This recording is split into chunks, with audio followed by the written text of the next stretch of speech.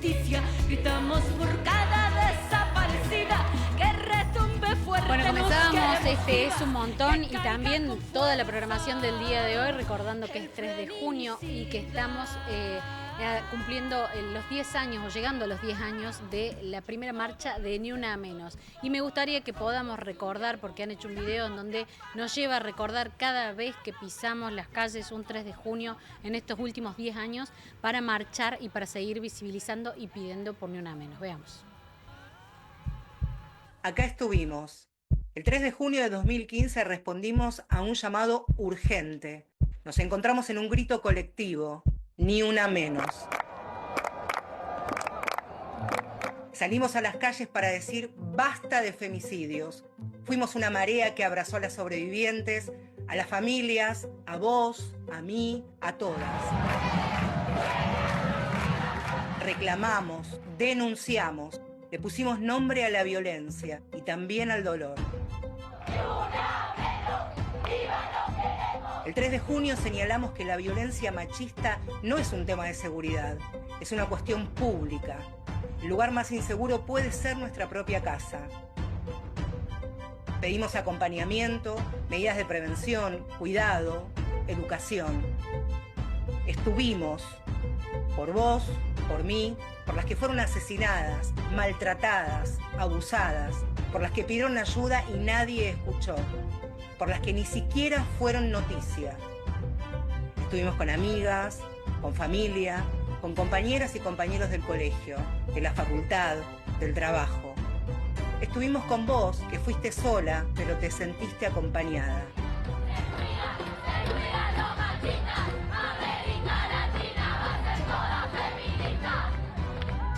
Pasaron 10 años. El 3 de junio no es una efeméride, es una herida abierta. Hoy en la Argentina asesinan a una mujer cada 26 horas. La desigualdad persiste, aunque algunos pretendan negarla. Acá estaremos. Las redes de mujeres resisten. Nuestro compromiso es no retroceder. 10 años después, seguimos unidas. Porque nos siguen matando y nos queremos vivas. Acá estuvimos, acá estamos, acá estaremos. Gritamos juntas, gritamos todos. Ni una menos. ¡Ni una menos! ¡Viva lo queremos!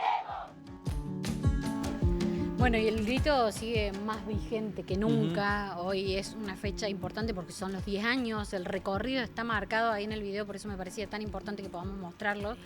Y vamos a compartir aquí esta mesa también para seguir visibilizando y mostrando y reflexionando en realidad sobre lo que actualmente vivíamos. Decía, actualmente una mujer cada 26 horas sigue muriendo en manos de alguna persona, de algún hombre. Y eso también marca una diferencia de cómo está trabajando la justicia en eso. Le doy la bienvenida a Guillermo González, que es fiscal de instrucción de la provincia. Bienvenido, Guillermo, ¿cómo estás? ¿Qué tal? ¿Cómo estás? Buenas tardes. Y también está con nosotros Belén Gauna, que es psicóloga. Bienvenida, Belén, ¿cómo estás? ¿Qué tal? Buenas tardes, gracias. ¿Cómo te va? Bueno, y un poco empiezo con Guillermo planteando esto de, cómo la justicia en estos 10 años también ha ido cambiando en la visión, en la acción y en todo lo que significa a la legislación también que tiene y que acompañan a los femicidios.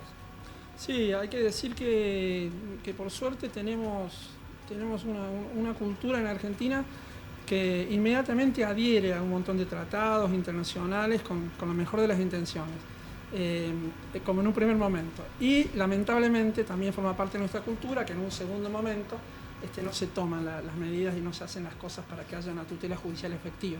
Entonces, nosotros hemos adherido al protocolo de Beijing, a Yogyakarta, Belém do Pará, las reglas de Brasilia, la CEDAW, toda la legislación internacional para nosotros es ley suprema de la nación a partir del momento que se modifica la Constitución en el 94. Y también hemos hecho las modificaciones internas que corresponden. El Código Civil es uno de los códigos civiles más modernos del planeta, esto me lo dijeron en Roma, no es una cosa que digamos acá. con la figura del matrimonio igualitario, con la figura de la identidad de género, con el modo de abordar las capacidades especiales, etc. Y también hemos incorporado en el Código Penal las figuras agravantes por las cuestiones de género, etc. Ahora, para que eso se traduzca realmente en que esté internalizado en las decisiones de la justicia, va a pasar un tiempo. Porque una cosa es aprender de memoria una legislación y otra cosa es realmente internalizar la dogmática de lo que implica ponerse la camiseta del género. Y eso tiene que ver con estos famosos procesos de deconstrucción, que por una parte son los procesos de desconstrucción personales de cada uno de nosotros, y por otro lado se puede analizar como un fenómeno que es similar, pero distinto, que es cuán deconstruida está la justicia. Lo pueden ver ustedes. Cuán deconstruido está cada uno de ustedes y cuán deconstruidos están los medios o cuán deconstruidos están los SRT particularmente o la comunicación en general. Esto que marcas tiene que ver también con la idea de el reclamo que hay de la perspectiva de género en la justicia. Claro, el reclamo de la perspectiva de género está en todos los ámbitos, ¿no? Pero bueno, a veces se piensa que la justicia es el ámbito donde finalmente deberían caer todos los tipos de conflictos para intentar resolverlos de algún u otro modo, que claramente estamos bastante en deuda con eso, con la sociedad. Obviamente es donde se pone el ojo, pero las desigualdades de género, en general, las desigualdades en los vínculos, están dadas en todos los ámbitos, ¿no? Belén, por un lado veíamos recién lo que pasó con el Ni Una Menos, que arrancó hace 10 años y la verdad que se convirtió en un movimiento político muy importante. Ahora, yo tengo la sensación de que estos últimos tiempos como que hay, no hacia el punto del feminismo, pero sí noté cierto especie de idea de instalar como que este reclamo termina siendo un reclamo solamente que va por el tema de la cuestión femenina y se lo quiere, descalificar cuando se empiezan a hablar de otras cuestiones como el Ministerio de la Mujer, un montón de cosas. ¿Notás que hay como una agresión hacia esta agenda que pusieron las mujeres, sobre todo a partir del Ni Una Menos? Sí, ni hablar. ¿Por qué? A ver, ¿Cómo se explica? en realidad me encanta que lo estés diciendo y que lo estés nombrando. Es una forma también de empezar a poner en debate. Yo creo que en realidad las representaciones de los diferentes problemas o conflictivas sociales se van enriqueciendo y se van alimentando de justamente estas ideas que empiezan a circular y que la misma sociedad va construyendo una verdad, ¿no? Sí. Por un lado me parece buenísimo esto de decir, che, no se trata solamente de mujeres. En primer lugar, se trata de personas. Más allá del sexo, más allá del género, se trata de personas. Si bien los números y las estadísticas muestran que las víctimas son en gran medida mujeres y disidencias, lo cierto es que los hombres cis también son víctimas de esta misma ideología y de este fenómeno, ¿no? Porque en realidad la violencia es un fenómeno relacional y social, ¿no? Entonces eso atraviesa muchísimo más. Pero bueno, siempre necesitamos a alguien a quien culpar y una bruja a quien quemar, ¿no? Entonces, de alguna manera, esta representación en la que hago referencia tiene que ver con justamente esto. Tenemos que buscar a alguien con quien enojarnos, tanto de un lado como del otro, ¿no? ¿Y qué pasa? Este mismo enfrentamiento no es más que una reproducción de esa misma lógica binaria de dos puntos que se enfrentan, ¿no? Entonces es siempre lo mismo. Por eso está buenísimo que lo nombres, porque en realidad no se trata ni de mujer, ni de varón, ni de disidencia, se trata de personas.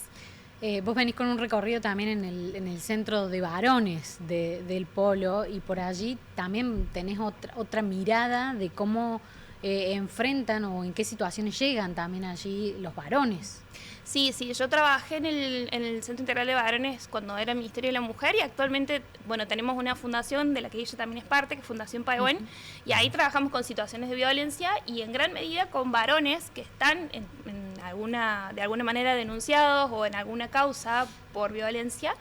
Y también buscamos trabajar más allá del ámbito público, que justamente está colapsado porque no dan las instalaciones, no dan los profesionales, no dan los presupuestos, y mucho menos hoy en día, donde por cuestiones políticas los presupuestos cada vez son menores destinados a este tipo de intervenciones, ¿no? Pero sí, lo cierto es que es muy importante, en algún momento, en el comienzo, hasta generó resistencia saber que se podía destinar fondos a trabajar con quien ejercía violencia, ¿no? Con los agresores, por así decirlo. Pero si en realidad lo vemos incluso desde un punto de vista más criminológico, el trabajar con la persona que ejerce violencia y con las instancias anteriores, o sea, enfocarnos en la prevención, es justamente la única manera de empezar a erradicar. Porque sí, tenemos que trabajar con quienes sufren violencia, tenemos que ayudarles, empoderarles, darles recursos y demás. Pero si no trabajamos con quien ejerce, no se termina nunca más. Claro, eso te iba a preguntar, Guillermo, también las causas, ¿no? Seguir trabajando sobre las causas de este fenómeno que nos tiene a todos entristecidos, que no se desaparece por más que hace 10 años que están las marchas, que hay acciones que tienen que ver con las distintas provincias, con los municipios, en las escuelas vemos que se les habla a los chicos, que se les trata de llevar un mensaje distinto. Esto va a llevar más tiempo y necesita de más esfuerzo, ¿no? Sí, muchísimo. Como decíamos recién con Guille al comienzo, imagínate que son siglos, años, de una forma que es totalmente legitimada en algunos aspectos y reproducida muchas veces de manera inconsciente y silenciosa por todas las personas, incluso quienes estamos acá sentados y sentadas, ¿no? Entonces es primero esto de plantearnos una responsabilidad personal para ver hasta qué punto yo me hago cargo y me responsabilizo de transformar mi accionar y generar mi propio cambio para que de ahí pueda ir yo salpicando al resto, ¿no? Pero son años que vamos...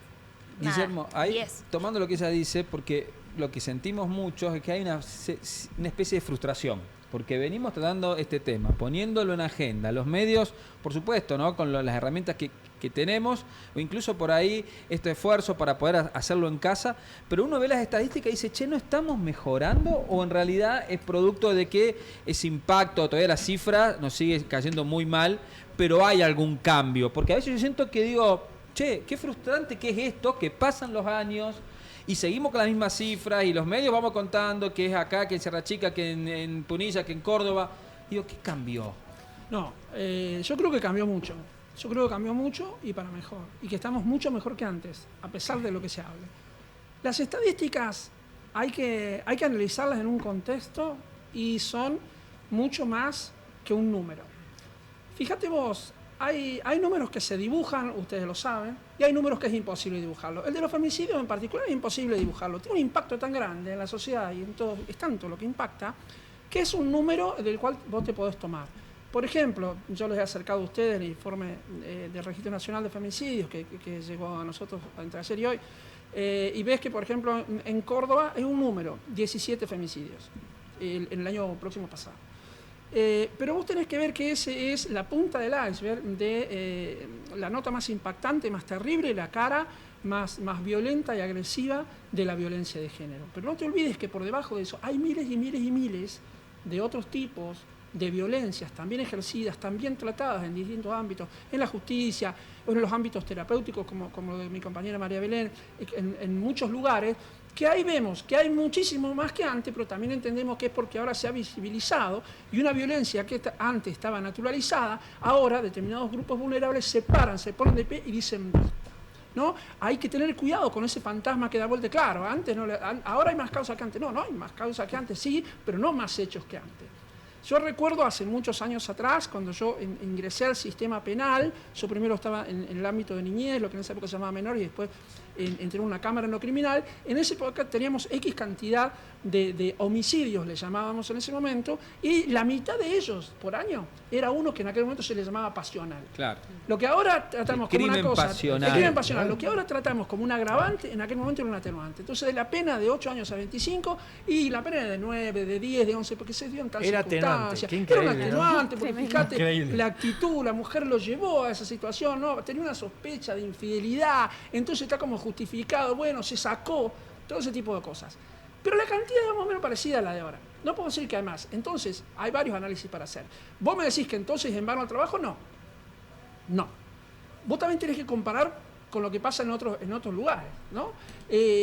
Como te decía, en otros lugares, por ejemplo en Italia, que es una situación que yo conozco bastante, se sorprendían mucho con la posibilidad del recurso de los sistemas duales, por ejemplo, de estos sistemas para poder alertar digitalmente, remotamente, el agresor, la víctima, etcétera. Acá se hace mucho y se hace mucho, hace falta muchísimo, muchísimo más, pero hay cambios favorables a pesar de todo esto. Hay causas en particular, por decirle, la causa Tomaselli, la causa de Pablo Acosta, la causa de Azul Montolo. Hay muchas causas que han sido señeras, que han cambiado la historia y que le están cambiando. creo que el rumbo es bueno. Después tenemos, lamentablemente, también tenemos retrocesos como en cualquier lucha, como podemos tener últimamente, advirtiendo que a veces desde las voces más importantes de la nación, de pronto se empieza a hablar un poco en contra de esto o favoreciendo algunas situaciones con algunos discursos agresivos, algunos discursos de odio que parecieran que esto sufriera cierto retroceso. Sí, no vamos a permitir... O la baja de algunas herramientas. Con la baja de alguna herramienta, con desaparición o la baja del presupuesto, como decía María Belén, nosotros tenemos que decirle que eso no nos va a parar, que esto no va a parar, que esto es una ola que está destinada a ser así, pero que tampoco fantasiemos con que se va a resolver en 10 años o en 15 años. Esto es un trabajo, es un camino de ida. Yo creo en relación a lo que está diciendo Guille, me parece que algo que es elemental es que las personas en general, la sociedad en general, podamos realmente comprender qué es el género, qué es la perspectiva de género, qué es la violencia de género, porque en realidad mucha gente cree esto, ¿no? Que es hombre y mujer, y cuando un hombre le pega a una mujer, y en realidad es tanto más que eso, tiene que ver con una ideología, con una forma de pensar que ni siquiera somos conscientes, y que también tenemos que entender esto. Cuando hay ciertos órdenes establecidos, cuando hay ciertas posiciones que tienen beneficios adquiridos por justamente todos estos procesos históricos, cuando ese orden empieza a tambalear, quien tiene el control se desespera. Entonces, la forma de manifestar ese temor, esa resistencia a perder ese control, es cada vez más cruenta y es cada vez más material. Yo pensaba, ¿puede haber que haya una contraola de violencia como respuesta a la ola de las mujeres o a un colectivo social pidiendo justicia? ¿Puede ser que eso active una contraola? Bueno, en realidad sería una resistencia. Una resistencia. Claro, lo que sería el movimiento feminista es una cuestión más de resistencia, se resiste, pero la intención justamente es la de sobrevivir. Quien ejerce violencia tiene una intención de controlar, de dominar, de someter. Entonces, cuando tenemos esta intención tan radical, esa es justamente la esencia del fenómeno de la violencia y la que es importante comprender. Porque muchas veces la violencia es invisible, no se ve, no se detecta, y la resistencia es mucho más cruel, mucho más grande, mucho más gráfica, y se juzga mucho más porque se ve que la que no se ve. ¿Y cuáles serían las nuevas herramientas que se pueden llegar a utilizar, a poner en marcha de cara al futuro para seguir en esta carrera, ¿no? Para tratar de frenar, morigerar, achicar, eliminar este fenómeno de la sociedad? Bueno, hay varias cosas. Una de las primeras que tenemos que hacer, y en esto necesitamos imperiosamente de ustedes, de los comunicadores, es, por ejemplo, desterrar algunos mitos para poner en claro dónde estamos parados y así poder saber hacia dónde vamos. Primero, no es un problema de varones contra mujeres. Ahí está. Para empezar. Segundo, no son los varones los malos de la película y las mujeres las buenas de la película. Esta situación viene a existir a partir de un pensamiento, que es el pensamiento patriarcal, que decía Brena hace un rato, la lógica binaria, la lógica del enemigo, esa que hace que en todo tipo de vínculos, cuando hay un abuso de poder, los conflictos siempre se resuelven en favor del más fuerte. Y eso es algo que excede al género. Excede al género todo el tiempo. Nosotros nos gusta decir que hay, como se suele decir ahora, un hilo rojo que une en definitiva aquella conducta del psicópata que mata a su compañera de 27 años juntos con 3 hijos, la termina matando cruelmente con lo que hace Rusia con Ucrania. Creemos que esto, la raíz de esto, es un problema vincular, es un problema de las relaciones. A través de los siglos, nosotros hemos aprendido a vincularnos de un modo en el que, como si fuera una pareja, siempre hay al principio una cuestión de enamoramiento, una cuestión de que estamos bien, de que nos hacemos fuertes en las cosas que tenemos en común. Pero llega un momento que hay una tirantez, que hay una diferencia. Y aparentemente durante siglos no hemos encontrado mejor modo que al final de cuentas siempre el conflicto se va a resolver en favor del que tiene más poder de los dos. Y ese es un modo perverso de solución de los conflictos. Vos me decís, ¿cuáles son las nuevas herramientas? Trabajar sobre eso, trabajar mucho en la educación, visibilizar desde ese lugar para que aprendamos a vincularnos nuevamente. Lo que no es fácil, porque nosotros que trabajamos mucho con capacitación, etcétera, cuando vamos a hablar con quienes hablemos, con alumnos, con colegas, con otros profesionales, etcétera, en algún punto cuando hablamos de estas cosas lo estamos poniendo en crisis. Porque es duro decirte, que yo venga y te diga, mira Miguel, tenemos que aprender nuevo, porque sabes que hay cosas que te dijeron tus viejos que no está tan bueno. Hay cosas que te dijeron, esos profes que vos querés mucho, que son referentes para vos, que te lo que dijeron, mirá, no era tan así. Y entonces a vos te ponen, que dicen, pucha, me vienen a modificar cosas que yo tengo muy instaladas en forma de mandatos culturales muy fuertes, a los cuales, como ustedes saben, culturalmente los argentinos respondemos mucho más a mandatos culturales que a las reglas escritas, que a las leyes. Por ejemplo, en una comunidad de varones, habitualmente, ¿no es cierto? Bueno, es posible que yo me calle la boca si un amigo mío es violento con su pareja mujer. Ahora, si alguien se mete con la hermana de otro amigo de la barra, es una cosa terrible, no puede ser, y lo juzgamos de un modo terrible. Mirá lo que es el mandato cultural. Una cosa nos parece un escándalo y la otra la vamos naturalizando. Pregunto, porque ante esto de que ustedes dicen, trabajamos sobre visibilizar o romper mandatos o trabajar sobre eso, en general también la respuesta a esto es como decía Belén por ahí, la resistencia. Y esa resistencia yo últimamente la veo en la calle, en los medios, en todos lados, muy relacionada o muy unida a una violencia o a una escala de violencia cada vez mayor. También es algo difícil de combatir eso. ¿Cómo trabajamos el nivel de violencia con el que nos estamos manejando últimamente? Digo, Argentina y el mundo, ¿no? Sí, yo creo que ahí también tiene que ver un poco lo que hablamos hace un tiempo con Fer, la colega de ustedes, que tiene que ver con esto de hoy en día como el imperativo del que todo tiene que ser ya y todo tiene que solucionarse ya, y esta sensación de pérdida constante que tenemos a diario, ¿no? Cómo eso también incide en la regulación emocional, en los propios recursos que cada uno y que cada una pueda tener. Y acá un poco también ligado a lo que preguntabas recién de las herramientas, pienso, quizás un poco por mi profesión, pero la terapia es elemental. Esto de cuestionarse a una misma, a ver, che, hasta dónde lo que estoy haciendo no es violencia o no, hasta dónde estoy registrando el límite de la otra persona, hasta dónde mi intención no está siendo la de controlar el terreno de la otra parte, ¿no?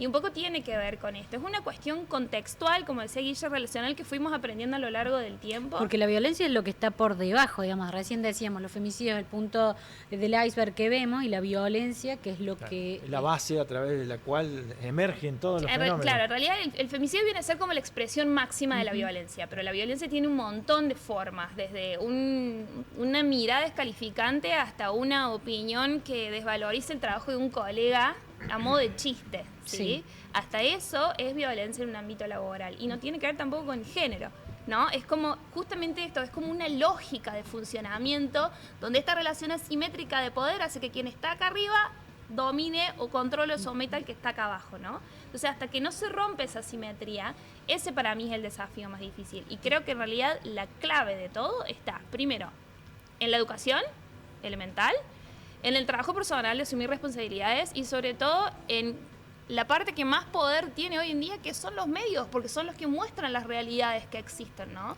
Son los que muestran los diferentes tipos de verdades y cómo cada grupo también va a adoptar una verdad. Ustedes trabajan con esto y les quiero preguntar porque uno cuando ve las estadísticas, generalmente las personas que asesinan a sus parejas no es el primer episodio de violencia, sino que suele ser un corolario, ¿no? Y cuando llegamos a ese punto, hablando con alguna gente, dice, bueno, ya estuvo detenido, estuvo preso, tuvo restricción, y siguió, insistió, y te dicen, no, bueno, no, pero esa persona es un enfermo, por eso la mató. ¿Esa es la conclusión final de una persona que ya tuvo advertencia, pasó por la justicia, fue condenado, fue imputado, fue a tratamiento, pero sigue con esta conducta asesina? Bueno, dos cosas, para empezar. Primero, una tendencia que nosotros hemos tenido a lo largo del tiempo para explicar lo que no sabemos explicar. Entonces, hace mucho tiempo atrás todo pasaba por la parte mística, y entonces cuando una persona hacía algo terrible que no podemos explicarlo, estaba poseído por el demonio, ¿ok? Después pasaron los tiempos y cambiamos de Dios, sacamos esa figura del Dios y pusimos a la figura de la ciencia, entonces empezamos a buscar de lo de la ciencia. Entonces decimos, es un enfermo. No, no es un enfermo. Es lo primero que hay que decir contundentemente, que no es un enfermo. Hay casos, muy pocos casos, totalmente minoritarios, comprobados, donde hay algún tipo de enfermedad, y en ese caso no se le trata como un delincuente, sino se le trata como un enfermo, como corresponde. Pero nosotros hemos patologizado muchas conductas. Por ejemplo, te digo, cuestiones que tienen que ver con esto también. Una persona que abusa de infancias. Algo totalmente terrible, detestable, deleznable. Lo primero que nos sale a nosotros es un enfermo. ¿Por qué? Primero porque proyectamos. Porque nos ponemos en ese lugar, porque enseguida pensamos en nuestros hijos, porque enseguida nos podría pasar y queremos pensar algo que nos aleje totalmente y que sea imposible caer en ese lugar. ¿ok? Porque nos encontramos Yo no frente voy a ir a eso porque él es un No, es enfermo. imposible que me pase a mí. No puedo ni nombrarlo, porque sería lo que Lacan habla de un real, ¿no es cierto? Algo que no puedo tener ni siquiera nombre. ¿Cómo pasa cuando yo perdí a mi papá y mi mamá? Soy un huérfano, pero si yo como papá llego a perder a alguno de mis 2 hijos, no le hemos puesto un nombre a eso. Porque es tan terrible, tan terrible. Entonces nosotros proyectamos frente a esas cosas y tratamos de alejarla por este miedo primordial que tenemos todos, básicamente a la muerte y de ahí a todo lo demás. Entonces, ¿qué hacemos? Y nos deja más tranquilos. No, es un enfermo. Entonces a mí no me va a pasar, con mi hijo no va a pasar, con mi entorno no va a pasar, porque eso solamente lo hace un enfermo. La buena noticia para nosotros que hemos venido estudiando es haber descubierto que eso no era una enfermedad, que no existe una categoría nociológica que te transforme en mala persona, para empezar. ¿Está bien? Y el hecho de observar que esta gente en realidad cubre sus huellas cuando está haciendo ese ejercicio de abuso de poder, que puede ser tan terrible como eso, o una cosa más leve o más simple, te da cuenta de la conciencia que tiene que lo que está haciendo está mal. Entonces no es un enfermo, para empezar. Bueno, si no es un enfermo, ¿qué es? Es una persona, como se suele decir, hijo sano del patriarcado, que ha incorporado estos mandatos culturales que le han dicho que tiene que vestirse de una forma, que le tiene que gustar esto, que es más fuerte, que tiene mayor capacidad para razonar si es varón y mayor capacidad emocional si es mujer. Con eso nos mataron a ambos. No nos dejan a nosotros los varones expresar, no nos dejan decir te amo con la naturalidad que lo puede decir una mujer, y a la mujer la ponen en un segundo plano, pero esto fue desde la manipulación de la ciencia que hizo el patriarcado con las funciones sensoperceptivas y los neurocientíficos cuando dijeron, no, esta parte del cerebro es para pensar, esta parte para sentir, la mujer tiene más desarrollado sentir. Todas esas mentiras que se fueron metiendo nos fueron generando a nosotros un modo de ver las cosas, una asignación de roles específicos que nos trajo hasta acá. Eso es lo que nosotros queremos desconstruir. No es una enfermedad. Y entonces esto no se arregla con una pastilla, ¿ok? No se arregla así, no se arregla con el DSM-5 diciendo tal tratamiento, Sí, además de esto de que no es una enfermedad, sino que es una elección. Hay responsabilidad plena, a no ser en determinados casos, como decía Guille, donde hay algunas cuestiones más del orden psicopatológico que, bueno, incidirían. Pero yo creo que acá también, y más allá de la responsabilidad real y concreta que tiene la persona que ejerce violencia, me parece también importante esto de ver la responsabilidad que tienen las instituciones, el sistema y los mismos profesionales de tener una formación específica. Yo siempre digo, por ejemplo, si alguien viene a mi consultorio y me pide turno porque tiene trastorno de la alimentación, yo no estoy capacitada para atender a esa persona, ¿no? Entonces también está esta cuestión ética, personal y moral de saber que yo tengo que trabajar de una manera consciente y responsable con una persona que tiene ciertas conductas que ponen en riesgo la vida de las otras personas y se pone en riesgo a sí mismo. Entonces entran como muchas cuestiones en juego, digamos. No es solamente esto de responsabilizar a quien hace, sino también ver mi parte de la responsabilidad para seguir alimentando esta rueda, ¿no? Eso también es importante. Creo que en el sistema educativo también tendría que revisarse eso también para tener materias específicas y siempre lo relaciona la educación sexual, la educación vial, la educación ambiental y esta educación de género también tendría que ir ya metiéndose más fuerte en las currículas para que el mensaje sea más sólido y no simplemente una charlita, un encuentro de un ratito y listo, ¿no? Otra cosa que por ahí uno escucha, bueno, pero no puede ser que nos apunten a todos los hombres como que vamos a ser femicidas, ¿no? Que vos escuchás, no, todos los hombres...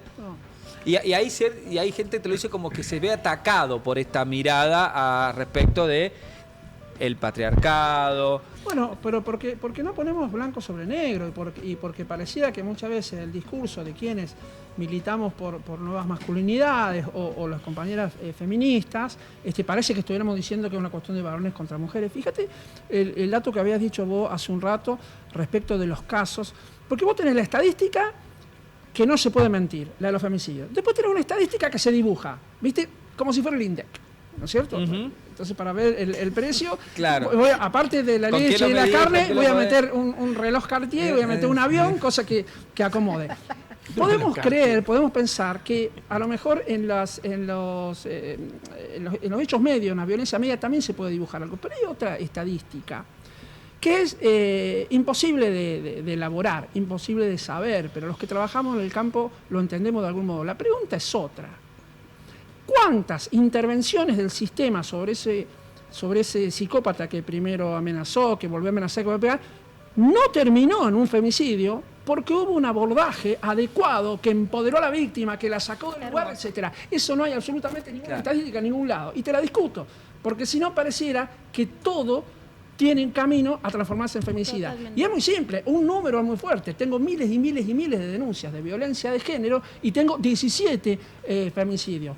¿Me conformo? No. ¿Me parece poco 17? No. Lucho contra eso, pero entendamos el contexto. Pero para leer toda la película no te puede quedar con la foto solamente de esos 17 homicidios. Exactamente. Eso visibiliza el fenómeno, ¿no? Y esto que decía también de las responsabilidades generales, ¿no? De todas las partes. Y esto también, y está buenísimo, y eso lo que decís, porque, a ver, doy fe de mis propias estadísticas, de mi propia agenda, digamos, de que hay muchos varones con los que trabajo que han hecho un proceso de transformación increíble y viniendo de situaciones muy riesgosas, justamente por esto, por asumir una Hay responsabilidad recuperación, que llega a hay un recuperación. cambio.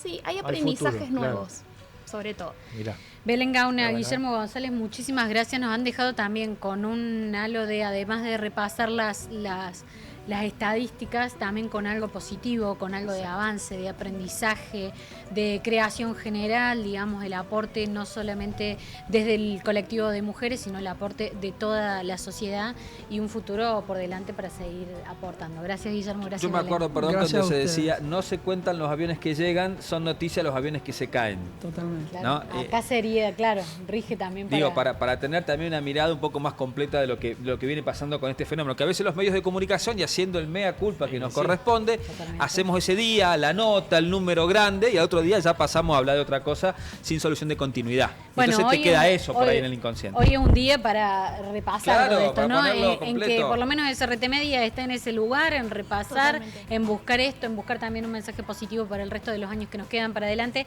y para invitarlos, por supuesto, entonces también a Colón y Cañada a las 18 horas para que marchemos todos juntos. Vamos a una pausa y gracias de Gracias. nuevo a ustedes. Gracias. Gracias, Leona, chicos. muchas gracias.